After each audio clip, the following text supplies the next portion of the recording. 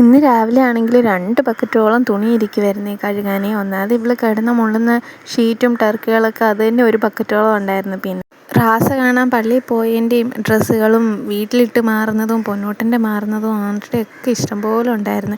അങ്ങനെ അതൊക്കെ ഒരു വിധത്തിൽ രാവിലെ തന്നെ കഴുകി അങ്ങ് വിരിച്ചൊക്കെ ഇട്ടായിരുന്നേ.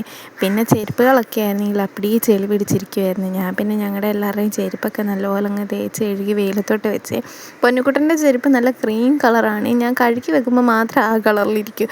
പിന്നെ അവൾ 2 നടപ്പ് നടക്കുമ്പോഴത്തേക്ക് അത് കറുത്ത കളറിലായിരിക്കുന്നത് ചെരുപ്പ്. എത്ര വൃത്തിയാക്കിയിട്ടെന്ന് പറഞ്ഞാലും അതങ്ങനെ ഇരിക്കത്തുള്ളൂ. പിന്നെ നേരെ വന്നിട്ട് പാതകമൊക്കെ അങ്ങ് തൂത്ത് തുടച്ചൊക്കെ ഇട്ടേ. നേരെ തന്നെ പിന്നെ കഞ്ഞിക്കും കൂടെ വെള്ളം വെച്ചായിരുന്നേ.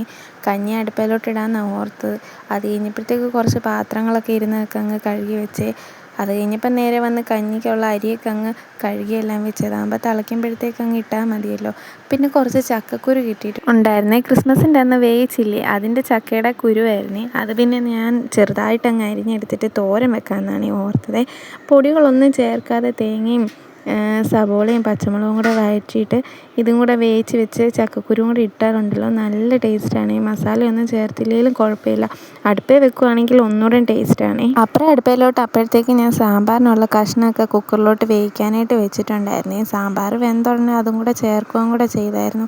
അപ്പോഴത്തേക്ക് ഞാൻ പോയി കുളിച്ചിട്ട് വന്നായിരുന്നേ. കുളിച്ചിട്ട് നേരെ വന്ന് ചോറും ചക്കക്കുരു തോരനും സാമ്പാറും അച്ചാറും ഒക്കെ കൂട്ടിയിട്ട് ചോറുണ്ടായിരുന്നേ. പൊന്നൂട്ടൻ അന്നേരം നല്ല ഉറക്കമായിരുന്നു. പിന്നെ ഞാനും കാശിയും കൂടെ ഇരുന്നിട്ടാണ് ഫുഡൊക്കെ കഴിച്ചത്. ഞാനും പിന്നെ കുറച്ച് നേരം കയറി കിടന്നങ്ങ് ഉറങ്ങുകയും കൂടെ ചെയ്തായിരുന്നേ.